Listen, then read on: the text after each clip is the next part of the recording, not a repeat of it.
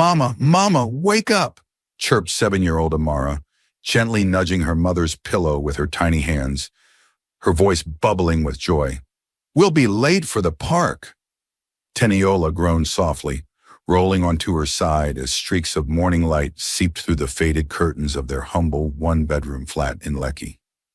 "I remember, my love," she murmured, her voice thick with sleep. "Go get dressed. Mama's getting up now." Amara grinned and skipped toward the wooden wardrobe, already pulling out her sunflower print dress and mismatched socks. Dragging her tired limbs out of bed, Teniola shuffled toward the bathroom.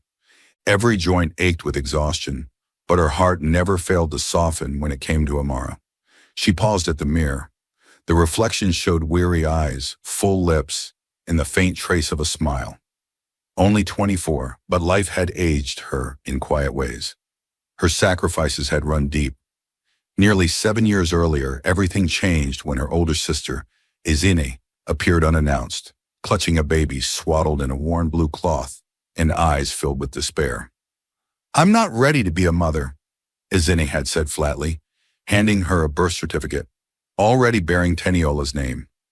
No discussion, just a slammed door echoing abandonment. Back then, Teniola had been in her 3rd year of medical school, juggling lectures and night shifts to survive.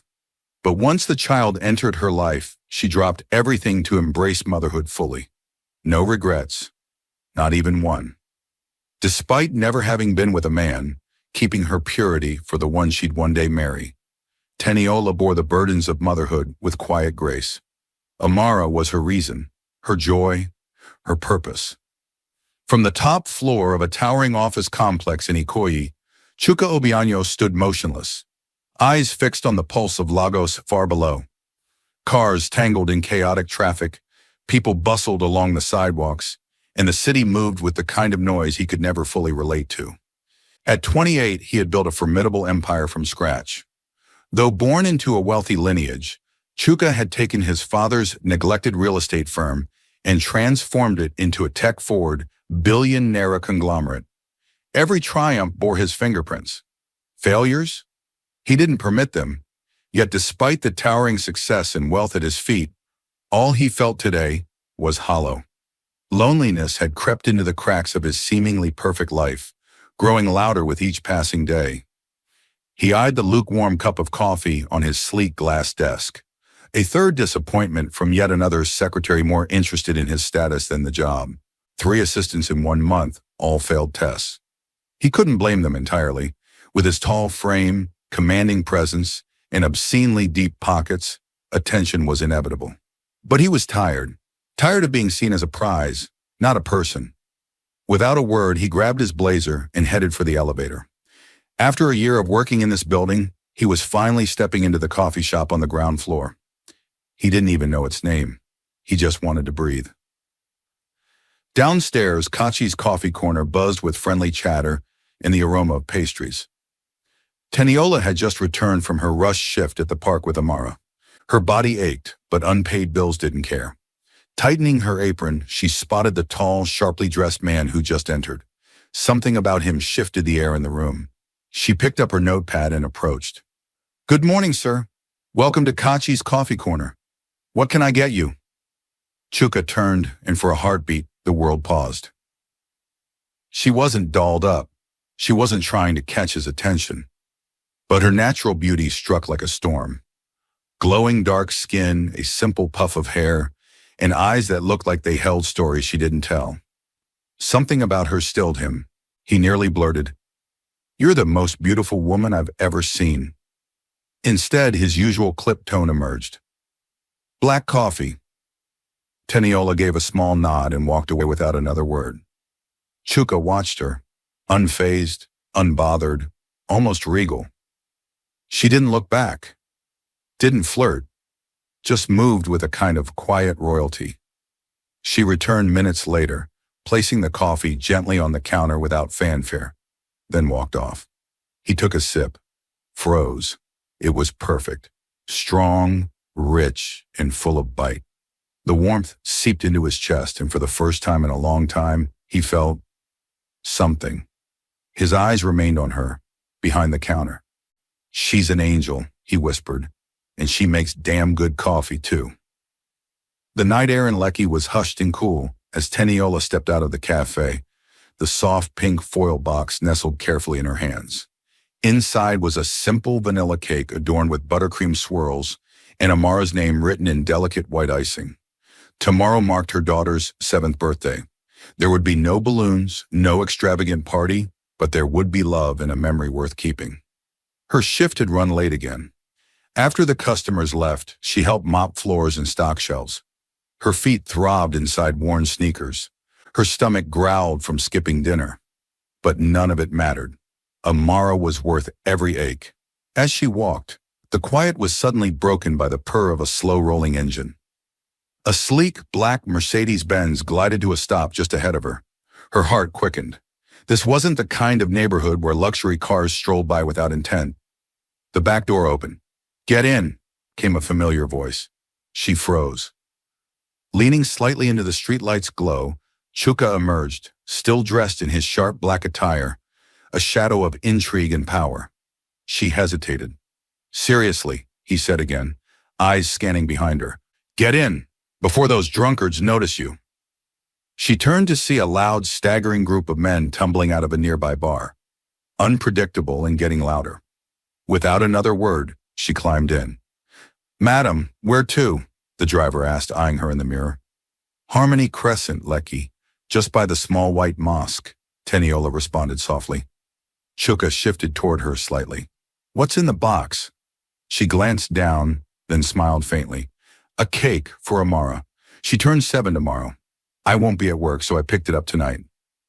"You're a mother?" His voice betrayed genuine surprise. Teniola chuckled. "Doesn't show?" He met her gaze. "It shows," he said, his tone softer than intended. "You've got that quiet strength." There was a pause, then playful curiosity. "So, am I invited?" She laughed, half amused. "To a small cake celebration in a tiny flat with my best friend, my daughter, and our neighbor, Mrs. Okocha?" He smirked. "I've been to worse." She looked at him and shrugged. "Sure, you're invited. What's your name?" "Teniola." There was a flicker of disbelief in his eyes. "You seriously don't know who I am?" Teniola blinked. "Should I?" "I'm Chuka." She tilted her head. "Okay, Chuka. Still doesn't ring a bell."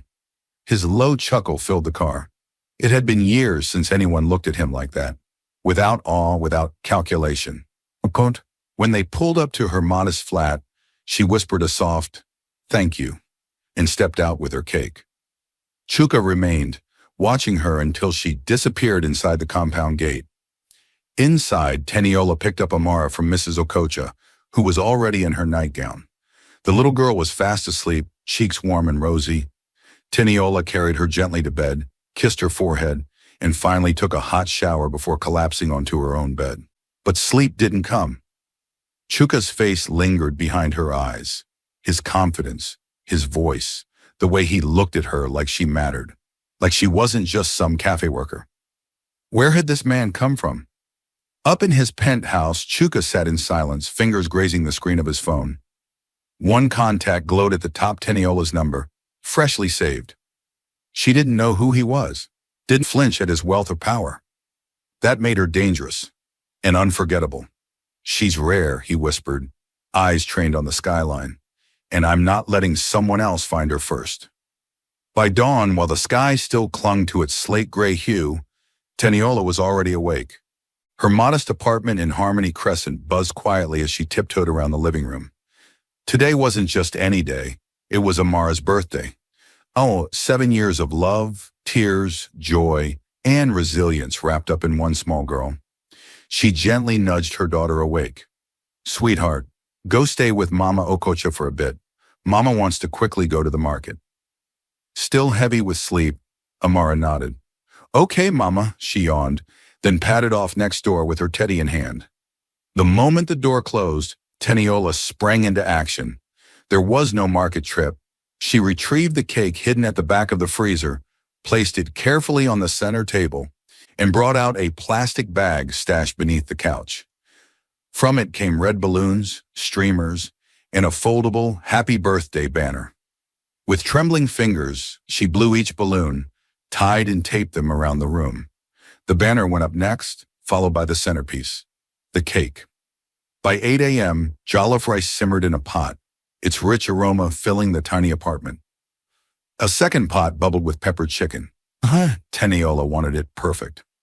Once the food was set, she jumped into the bathroom, scrubbed down, and slipped into a simple yellow sundress. Her curls were neatly tucked beneath a short curly wig. Just a touch of gloss, no extra makeup, just her.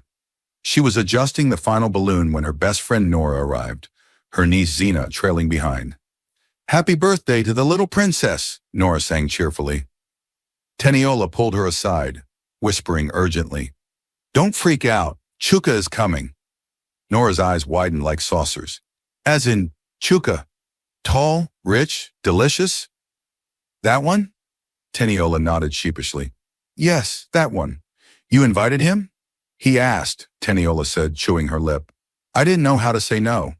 Before Nora could unleash her commentary, a knock interrupted. Teniola opened the door to find Chuka standing there, dressed in a black shirt and gray slacks, refined as ever. In his hands were 2 boxes. "For the birthday girl," he said, handing her the larger box. "And this," he added, holding out the smaller one, "is for you." "Me?" She blinked, stunned. He smirked. "Nobody ever remembers the mother." Her heart fluttered. She barely managed to thank you before dashing next door to collect Amara. The little girl was radiant in a red dress dotted with rhinestones. When she entered their apartment and saw the transformation, balloons, cake, decorations, her mouth fell open. "Mama, you did all this?" Teniola knelt, smiling through tears. "Happy birthday, baby." Amara threw her arms around her. "I thought we weren't going to celebrate this year. You said money was tight." Teniola cupped her daughter's cheeks. "I'll always find a way for you. Always." The room quickly filled with chatter and joy. Amara tore into Chuka's gift, a massive, fully furnished dollhouse, and squealed in delight. She launched into his arms. "Thank you, Uncle Chuka. This is the best gift ever." He laughed, holding her gently. "Glad you like it, princess." Teniola watched from the couch, eyes soft. Amara's laughter, Chuka's ease with her. It was everything. By evening, the guests trickled out. Nora and Zena left, and Teniola tucked Amara into bed, brushing a curl from her forehead. "Best birthday ever," the little girl whispered, before sleep claimed her. Back in the living room, Chuka sat on the couch, arms resting on his knees. "Thank you," Teniola said quietly, "for everything." He nodded. "It was really nice." Then he asked almost too casually, "So, where's your husband?" Teniola threw her head back and laughed. "No husband, no boyfriend, never really had a man." His brows lifted slightly. "You're joking." "Nope, life happened. I chose to be a mom." He stared at her, truly stared, then stood. At the door, he hesitated, stepped closer, took her hand gently, and pressed a soft kiss to her cheek. Teniola's breath hitched. "Good night, Teniola," he said with a smirk, and left before she could even process the moment. She stood frozen, hand tingling, heart pounding. What just happened? The next morning, Teniola rushed into Kachi's coffee corner, an hour behind schedule, her chest rising and falling from the brisk walk. Amara had woken up warm with a slight fever, and Teniola had spent the early hours sponging her daughter's body, making sure she was okay before leaving her in Mama Okocha's care. She barely had time to breathe before the storm hit. "Why on earth are you strolling into my cafe late, you lazy thing?" roared Mr. Kachi from behind the counter, his voice slicing through the chatter like a blade. Customers and staff alike turned toward the commotion. "I don't know why I keep tolerating your sluggishness," he sneered. "I should have replaced you months ago." Teniola clenched her fists, humiliation crawling up her spine like a fever. But she stayed still, said nothing. Then Mr. Kachi's voice shifted slightly, almost amused. "Funny thing, though, the office across the street, you know, the one with that flashy young Oga, he requested that you bring him coffee. Every morning, 9 a.m. sharp." Teniola blinked. "Me? Exactly what I asked myself, he said with a scoff. But the man pays, so don't ask stupid questions. Go now. Without another word, she grabbed the insulated coffee flask, tied her apron tight, and stepped into the hot morning sun. The building across the road was a sleek glass monolith. Wealth oozed from its very walls. Inside, the receptionist barely looked up. She simply waved Teniola toward the elevator. On the executive floor, silence hung like velvet. As Teniola reached Chuka's door, her hand lifted to knock, only to be cut off by a sharp, irritated voice. "Hey, what do you think you're doing?" A tall, elegant woman rounded a partition, arms crossed and eyes brimming with disdain. Teniola stepped back, startled. I was just here to deliver coffee to Mr. Excuse you," the woman snapped, eyes blazing. "Did you just say his name without adding sir? Who do you think you are?" Teniola's cheeks burned. He asked me to—" The woman moved closer, raising her hand like she was about to strike. Teniola flinched instinctively. "Enough!" A voice cut through the air, calm but deadly. "Chuka." He stood behind the furious assistant, arms folded, expression like granite. "Pack your things. You're done here." The woman turned in shock. "Chuka, please. I've been looking for a reason to fire you. You just gave it to me." His eyes didn't waver. "You don't speak to her like that. You don't touch her." With a quick signal, 2 security guards appeared and escorted the stunned assistant away. Teniola stood frozen, her heart still racing. "Come in," Chuka said gently, holding the door open. She followed him in, still shaken. He poured her a glass of water, motioned for her to sit on the soft leather couch. "Sorry you had to go through that," he said, tone warm now. "Some people think power gives them permission to be unkind. I don't." They sat in comfortable silence for a while. No pressure, no questions. Just enough conversation to soothe the edges of her nerves. From that morning on, delivering coffee to Chuka wasn't just a task, it became a ritual. Day after day, Teniola would bring him coffee at 9 a.m. Some days she stayed and chatted briefly. Other days she lingered a bit longer. He'd ask how Amara was, what her plans were for the weekend, if she needed help with anything. What started as routine soon became something neither of them could deny. Necessary. People whispered, her co-workers noticed. So did his staff. But neither Chuka nor Teniola cared. Every evening, like clockwork, his black car would pull up outside the cafe, headlights glowing against the soft dusk. He'd drive her home. Sometimes he chatted with Mama Okocha, sometimes he brought books or sweets for Amara. But he always showed up. He wasn't just present, he was becoming part of their world. And quietly, without either of them saying it, he was becoming her favorite person. Friday nights were usually uneventful for Teniola, a blur of exhaustion, quiet dinners, and lullabies for Amara. But this one felt different the moment Chuka's black car pulled up in front of Kachi's coffee corner. Headlights dimmed against the early evening sky. She slid into the passenger seat. As always, he greeted her with a small, meaningful smile. No words were needed. His presence alone had become her peace. When they arrived at her flat, she opened the door, expecting him to say goodnight like he usually did. Instead, he stepped out and followed her inside, holding a small teddy bear wrapped with a red bow.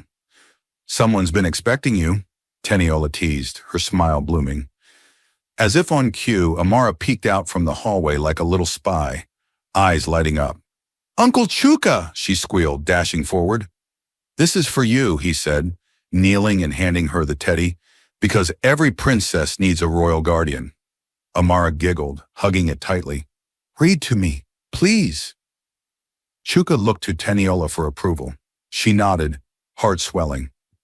Moments later, she peeked into Amara's room and found him seated on the tiny bed, reading with calm tenderness. Amara, curled up beside him, was fast asleep by the time the story ended, the teddy bear clutched protectively in one arm. He adjusted the blanket, then kissed forehead with reverent care. "I could really get used to this," he whispered. Back in the living room, Teniola curled on the couch watching Game of Thrones, soft golden light flickering from the screen. When Chuka returned, he quietly sat beside her, their shoulders barely brushing. They laughed softly at Tyrion's snarky comments, shared side glances during tense scenes, and slowly the room filled with more than TV drama. It filled with something unspoken. Halfway through the second episode, Chuka turned to her. His hand reached out, tentative but sure. Fingers brushed hers. "Teniola," he whispered, "can I kiss you?" She hesitated. A million thoughts surged. "We're just friends. Maybe we should wait." But none made it to her lips. Because he kissed her. At first it was soft and cautious, then deeper, urgent. Like he had been holding back for too long. His hands cupped her cheeks. Her body relaxed into him. When he pulled away, breath uneven, her eyes were still closed. He chuckled lightly. "I just stole your first kiss." Her eyes fluttered open. "You did. I should have asked," he whispered, brushing a curl from her face. "But I couldn't wait." Teniola gave him a shy smile, heart racing. Chuka leaned in again, but this time he paused, serious now. "Teniola, I need to say this." She looked into his eyes. "I've been crazy about you since the first time I saw you. You were beautiful, yes, but it was your peace, your strength, your spirit that stopped me cold." Her breath caught. "I didn't want to rush anything. I knew you were different. I knew you were special. Every day I saw you, I wanted to protect you, to hold you, to love you. And when I met Amara, I knew, I want both of you. You're a package deal, and I want it all." His voice softened to a low hum. "So, will you make me the happiest man alive and go out on a date with me?" Teniola's lips parted, stunned. She couldn't speak. So she nodded quickly.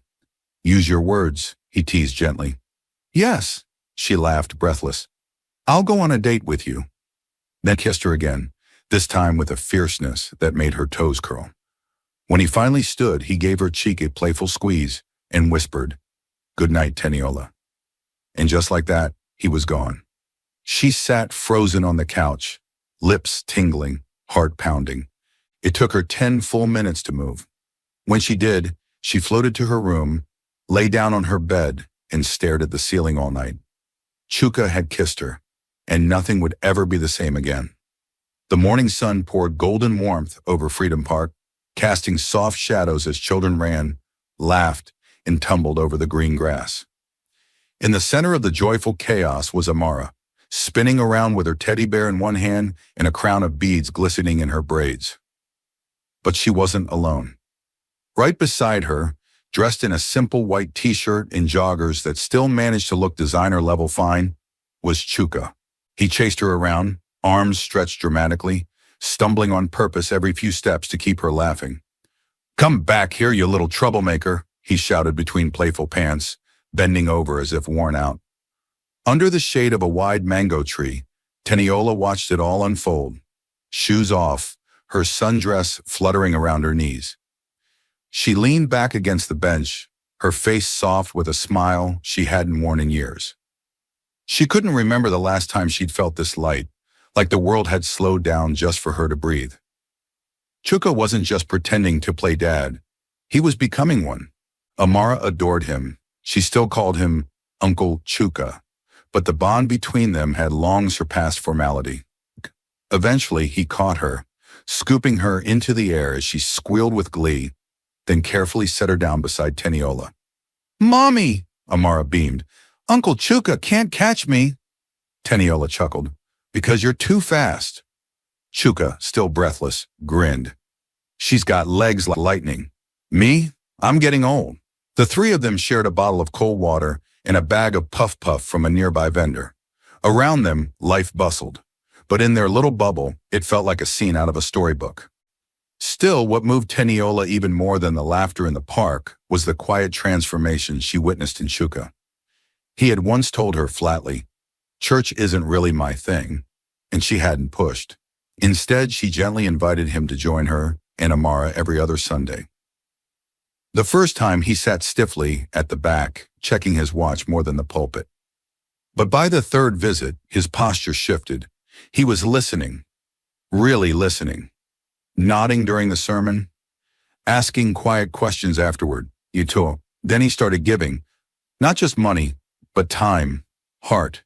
He donated anonymously to church outreach programs, paid for orphanage repairs, sponsored food drives. Not out of guilt or show, but conviction.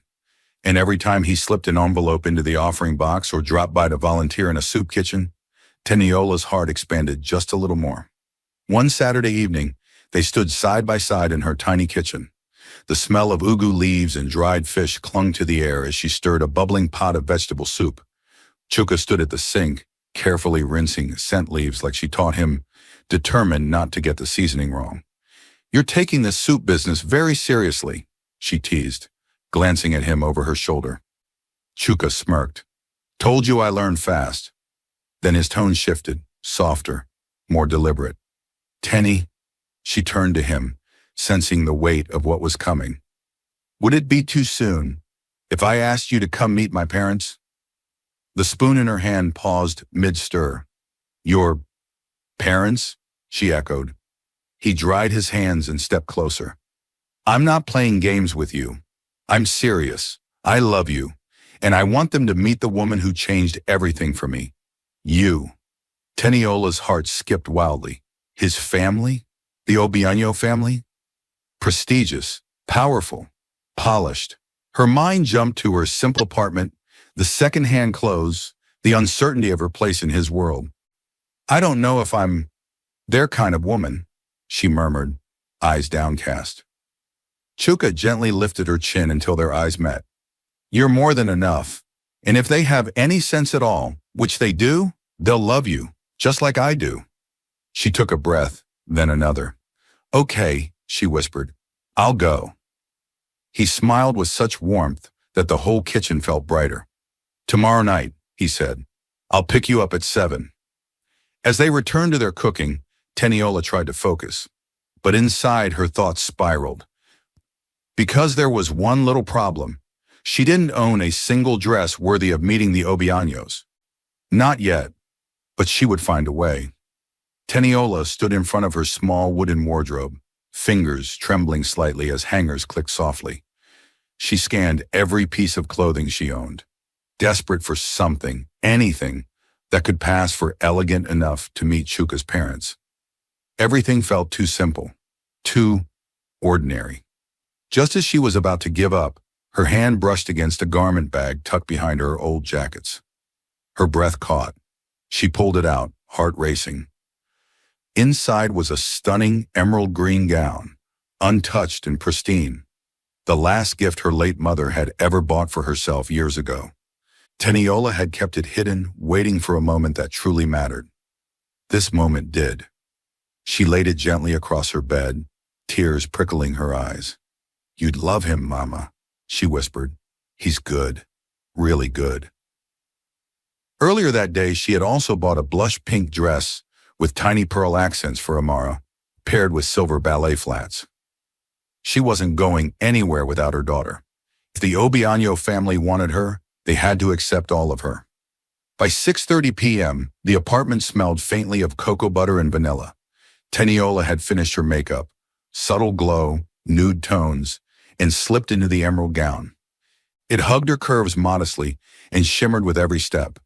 Her shoulder-length curls framed her face, and a soft gloss touched her lips.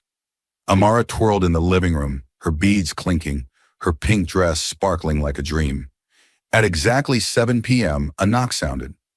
Teniola opened the door to find Chuka in a sleek black suit that made him look like he'd just walked out of a magazine.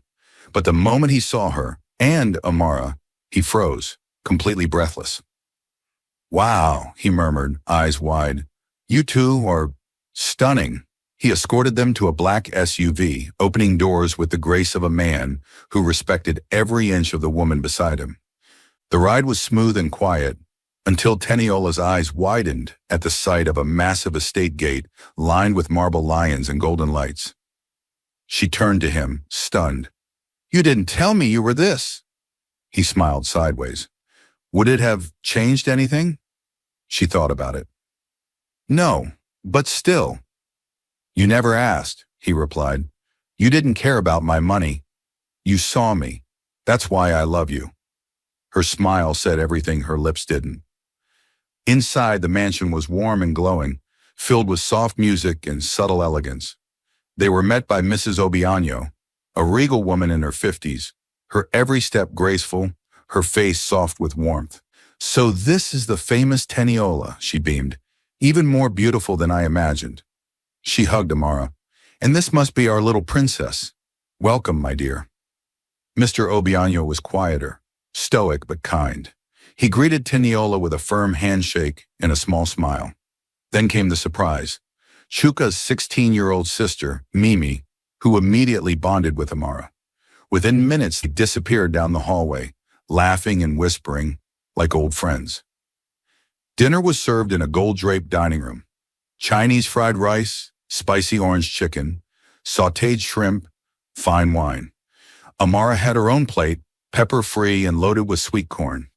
They asked Teniola questions, not interrogations but thoughtful ones, about her dreams, her family, her faith. She answered honestly, with quiet confidence. Chuka's eyes barely left her all evening. Later, as the clock ticked toward 10, Chuka leaned close and whispered, "You're not going home tonight." Amara, already nodding off, perked up. "Can I sleep in Mimi's room?" "Of course," Mimi grinned, leading her away. Chuka walked Teniola to a guest room, but she didn't stay there long. After a quick shower, she slipped into one of his oversized black shirts and walked to his room, heart pounding. He was already inside, dressed down in a gray tee and sweatpants. He looked up, surprised, but pleased. "You okay?" he asked. Teniola nodded slowly. I have something to tell you." She stood by the door, steady but nervous. He sat straighter, listening. Was this the moment she'd lose everything? Or gain even more? She crossed the room slowly. "I'm a virgin, Chuka." He blinked. "I've never had a boyfriend. You stole my first kiss on that couch. And I let you, because deep down, I knew I'd never want anyone else to have it." She sat at the edge of the bed. "But, Amara," he leaned forward, listening deeply. "She's not my biological daughter. She's my sister, Ezine's child." She told him everything. How Ezine dropped off a newborn at her door, how she left without warning, how Teniola was in medical school at the time, how she chose Amara over her degree, over her dreams, how she raised her like her own. "I stayed pure," she whispered, "because I wanted to give my body to the man I'd marry. My heart too. All of me." She finally looked at him. "I wanted you to know the truth." For a moment, Chuka was silent. Then he stood up, walked over, and knelt in front of her.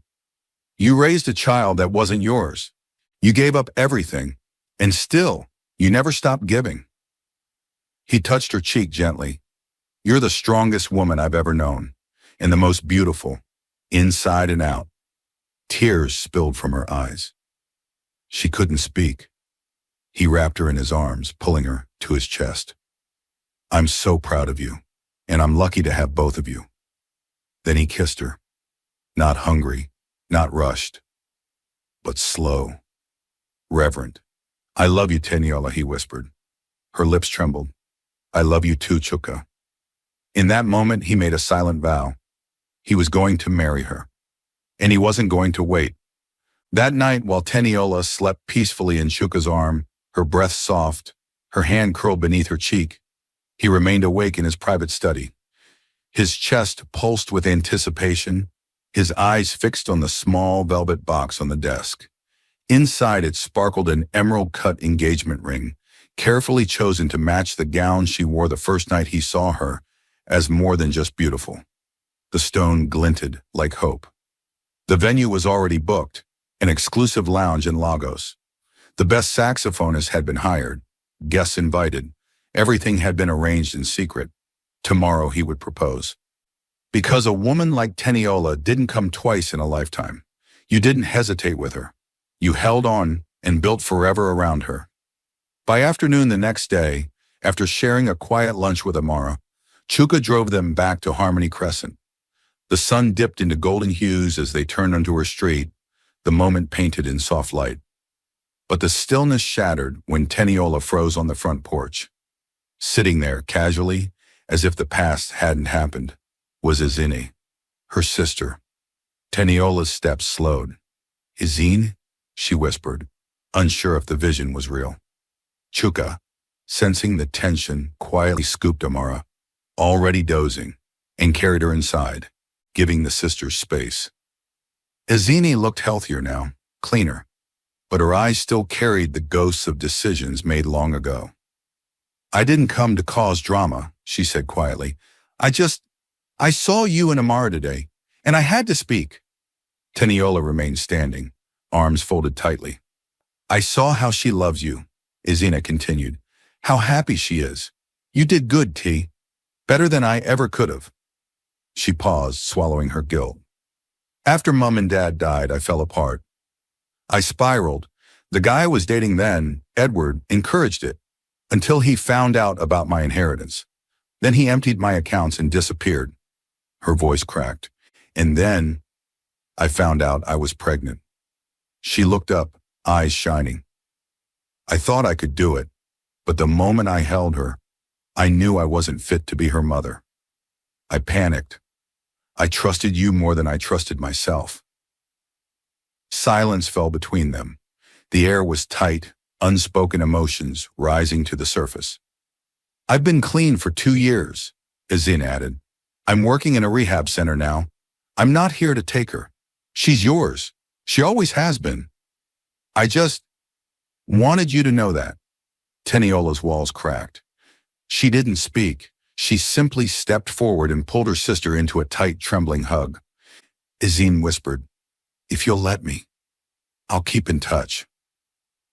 Then she stood and walked into the Lagos dusk, vanishing like a memory long buried. Inside, Teniola found Chuka waiting in the living room. Without a word, he wrapped his arms around her. "You did well," he murmured into her hair. "Forgiving her, that takes courage." She breathed him in. "I didn't do it for her. I did for Amara, and maybe a little for me too." Chuka pulled back and smiled. "Good, because tonight I'm taking you both somewhere, so get ready." Before she could ask questions, he was already stepping out. Exactly 1 hour later, he returned holding 2 boxes. One contained a flowing, deep red satin gown, the other, a lavender ball gown with glittering tulle and pearl straps. "For my queens," he said, bowing slightly. By 8 p.m., Teniola and Amara stepped out of the house, radiant. The dresses fit like magic. Their eyes wide with wonder, they entered the car. The venue? Breathtaking. An exclusive Lagos lounge transformed into a garden of fairy lights and rose petals. Familiar faces lined the room, dressed to the nines. A live saxophonist played soft jazz in the corner. The scent of jasmine and vanilla filled the air. Chuka took Teniola's hand, leading her to the front as the crowd gently parted. Then, he knelt. Gasps filled the room. Teniola stood frozen, one hand to her mouth. "Teniola Adiemi," Chuka began, voice thick with emotion. "You are the most extraordinary woman I've ever met. You're strong, selfless, loving, and you've given me a kind of peace I didn't know I was missing." Tears welled in her eyes. "You've changed me, and loving you, loving Amara, feels like purpose. I want to walk beside you as your husband, her father, and your forever." He opened the box. The emerald stone caught the light, a perfect symbol of everything they'd been through. "Will you marry me?" Teniola burst into tears, knees buckling slightly as she cried out, "Yes, yes, 1,000 times, yes!" She fell into his arms as the room erupted in cheers. Amara ran up, hugging their legs. "My mummy's getting married," she squealed. Chuka swept Teniola into a kiss, one filled with fire and promises. And as the lights danced and love wrapped around them like silk, Teniola knew this was forever. Weeks flew by like petals in the wind, filled with dress fittings, cake tastings, invitation deliveries, and dance rehearsals. Every detail was carefully curated, every plan executed with love and excitement. And then, the day arrived. The day Teniola Adiemi would marry Chuka Obiano, the man who saw her, loved her, and changed her life. The Lagos sun rose gently that morning, casting soft golden rays on the city like a divine blessing. The wedding venue, a majestic cathedral bathed in crystal chandeliers and draped in ivory roses, glowed like a holy vision. White lilies lined the aisle. Guests whispered in awe as orchestral music floated through the air like perfume. Then the cathedral doors opened. All heads turned, and there she was. Teniola, radiant beyond words, stepped into the light like royalty. Her custom gown sparkled with hand-sewn crystals, the bodice hugging her form with grace and dignity. A delicate silver tiara crowned her long, wavy hair. Her steps were soft, elegant, like a woman walking fully into her destiny. But what truly made the room gasp was who walked beside her. Amara, the tiny flower girl in a puffy white gown, glittering slippers, and a smile so wide it could light the city. She clutched a bouquet of baby's breath and rose petals, walking proudly hand in hand with the woman who had given her everything. They walked together, mother and daughter, not by blood, but by something far deeper. Up ahead, Shuka stood tall in a cream and gold tuxedo, his eyes locked on his bride. His chest rose slowly as she drew closer, every step pounding against the rhythm of his heart. When she reached him, he took her hand with reverence and whispered, "You look like heaven." The ceremony was sacred. Tears flowed freely as they exchanged vows. "I promise to walk with you in strength and weakness, to protect you, honor you, and cherish you. To be a father not just in title, but in every choice I make. To build with you, grow with you, love you, for a lifetime." And when the pastor finally declared them husband and wife, Chuka kissed her like she was his beginning and his end. The crowd cheered. The reception that followed was nothing short of regal. A 7-tier cake, a live band flown in from Ghana, fireworks lighting up the night sky. Guests danced in joy, drank in celebration, and wept in admiration. At one point, Amara tugged Chuka's jacket and asked, "You're my daddy now, right?" Chuka bent down, lifted her into his arms, and whispered, "I always was, baby girl." Teniola watched them, eyes misty, heart overflowing. She had gone from a struggling cafe worker in a 1-bedroom flat to a woman cherished by a king in the spirit and title. That night, they returned to Chuka's mansion, now their home. Soft candlelight bathed the master suite in amber. Rose petals trailed from the doorway to the bed. Silk sheets gleamed beneath the glow. But something else caught Teniola's eye. A white envelope with her name written in Chuka's bold, slanted handwriting. She opened it slowly. Inside was a formal admission and full tuition payment slipped from the very medical university she had dropped out of 7 years ago. Her knees buckled. Chuka stepped behind her, wrapping his arms around her waist. "You remembered," she whispered, voice trembling. "I never forgot," he replied softly. "You gave up your dream for Amara. It's time you chase yours again." She turned in his arms, eyes filled with tears, and kissed him. That night, she gave herself to him completely. Her body, her heart, her soul. Every kiss he placed on her skin was worship. Every whisper, a vow. He touched her with love, reverence, and desire so deep it felt like forever had already begun. As they lay tangled in each other's arms, Teniola whispered, "I love you, husband." Chuka kissed her temple and murmured, "And I love you, my wife. You are everything I ever prayed for." Months passed in a steady rhythm of grace. Their new life was quiet, strong, and full of joy.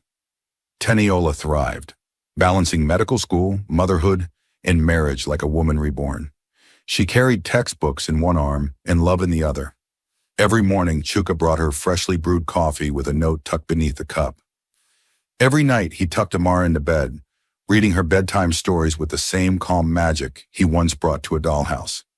Their home echoed with laughter, soft music, shared meals, and the kind of peace money couldn't buy. Teniola often paused in the hallway or on the balcony just to smile at how far they had come, from a cafe apron to a wedding gown, from a second-hand mattress to satin sheets and second chances. Amara bloomed too. Her grades soared, her smiles grew brighter, She told everyone at school, I have the best daddy in the world. And she did. Chuka wasn't just a present stepfather. He was her father in every real sense. He showed up at parent-teacher meetings, clapped loudest at school plays, and packed surprise snacks in her lunchbox with glittery notes. Their family wasn't perfect, but it was whole. And then came the day everything changed again. 2 years later. The grand auditorium at Obafemi Awolowo University thundered with applause. Names echoed through speakers as proud graduates stepped across the stage in crisp white coats. When they called, Teniola Adeyemi Obianyo, the room roared. Chuka stood in the front row in a sleek gray suit, one arm wrapped around Amara, now 9 and glowing in a floral dress. Teniola walked with grace. Her white medical coat fitted like armor, her smile radiant. Her heels clicked with power. Her shoulders carried purpose. Her eyes scanned the room and landed on her family. They were all there. Amara jumped up and squealed, That's my mommy! Chuka clapped so hard his hands stung.